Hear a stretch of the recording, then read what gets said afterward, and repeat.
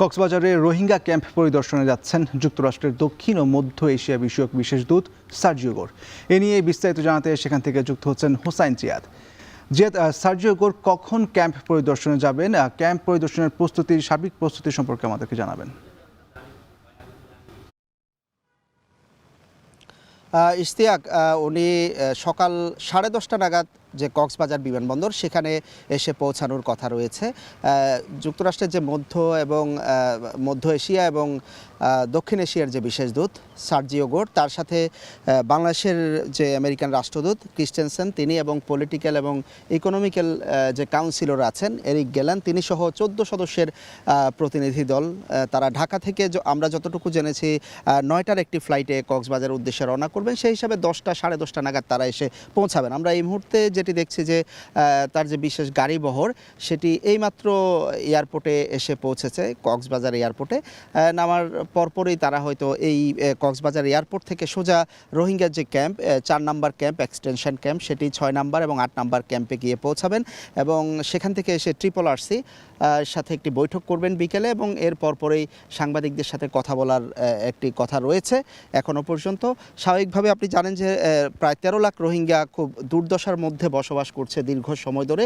তাদেরকে প্রত্যাবাসনের জন্য যে প্রক্রিয়া সেটিও প্রায় 1 দশক ধরে আলোচনার পর আলোচনা চলছে, কিন্তু আক্ষরিক অর্থে সেটি এখনও হয়ে ওঠেনি। কোনো রোহিঙ্গাকেই ফেরত পাঠানো বাংলাদেশের পক্ষে সম্ভব হয়নি।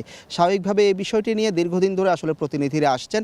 যুক্তরাষ্ট্র একটি বৃহৎ অংশীদার এবং যুক্তরাষ্ট্র বেশ সক্রিয়ভাবে রোহিঙ্গাদের এই অঞ্চল নিয়ে কাজ করে যাচ্ছে, এই অঞ্চল দিয়ে, এবং অন্যান্য দেশের সাথে সক্রিয়ভাবেই তারা আসলে এই সমস্যাটি সমাধানের জন্য চেষ্টা করে যাচ্ছে। একই সাথে আমরা জানি যে রোহিঙ্গা ক্যাম্পের যে বিদেশি অনুদান, সেই অনুদানের একটি বড় অংশ যুক্তরাষ্ট্রের যে এনজিওগুলো রয়েছে বা যুক্তরাষ্ট্রের সরকারের পক্ষ থেকে আসে। তো সব মিলিয়ে রোহিঙ্গা সমস্যার সমাধান এটি একটি আঞ্চলিক এবং ভূ রাজনৈতিক বিষয়। সেখানে স্বাভাবিকভাবেই যুক্তরাষ্ট্রের প্রতিনিধি বা যুক্তরাষ্ট্র একটি ভূমিকা পালন করে, সেই হিসাবে তিনি আজকে আসবেন। তিনি প্রথমবারের মতো বাংলাদেশ এবং কক্সবাজার রোহিঙ্গা ক্যাম্পগুলো সফর করছেন।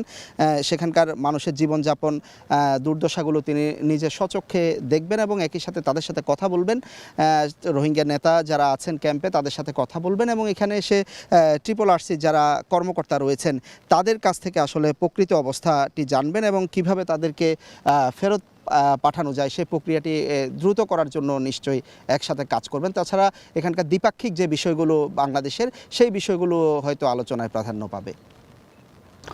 যুক্তরাষ্ট্রের দক্ষিণ ও মধ্য এশিয়া বিষয়ক বিশেষ দূত সার্জিও গোরের রোহিঙ্গা ক্যাম্প পরিদর্শন নিয়ে বিস্তারিত জানাচ্ছিলেন হোসাইন জিয়াদ।